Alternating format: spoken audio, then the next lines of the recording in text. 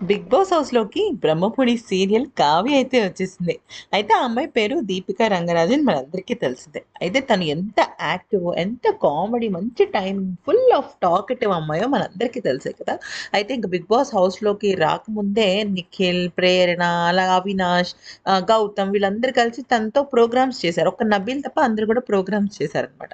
అయితే ఏమైందంటే big boss హౌస్‌లోకొచ్చిన తర్వాత చాలా సేపు అందరితో మాట్లాడింది. అయితే ఆ తర్వాత నిఖిల్ దగ్గరికెళ్ళి, "రేయ్ నిఖిల్ నీకొక విషయం చెప్పాలిరా! నీకొక గుర్తుందా? కేపీకేజీలో మనం ఉన్నాం కదా! ఆ టైంలో మనిద్దరం కలిసి సీజన్‌కెళ్ళాలనుకున్నాం కదా! నీకు గుర్తుందా?" అంటే, "ఆ! గుర్తుంది. కానీ ఇలా కుదిరింది కదా!" అంటే, "రేయ్ బయట నీ కోసం ఇంకొకళ్ళు కూడా వెయిట్ చేస్తున్నారురా. నీతో పాటు ఇంకొకసారి బిగ్ బాస్ సీజన్ ఆడడానికి" అంటే, "ఎవరు? ఎవరు?" అంటే, నేను చెప్పను. నీకు తెలుసు కదా! నా పేరు నా సీరియల్ పేరు గూడా నీకు చెప్పాలా అని జెప్పేసి అంటది. అంటే 'బ్రహ్మముడి' సీరియల్‌లో దీపిక స్క్రీన్ నేమ్ కావ్య. మన నిఖిల్ లవర్ పేరు గూడా కావ్యే గదా! సో, కావ్య గురించి చెప్తుందనమాట. మన ఆహ్, తను దీపిక.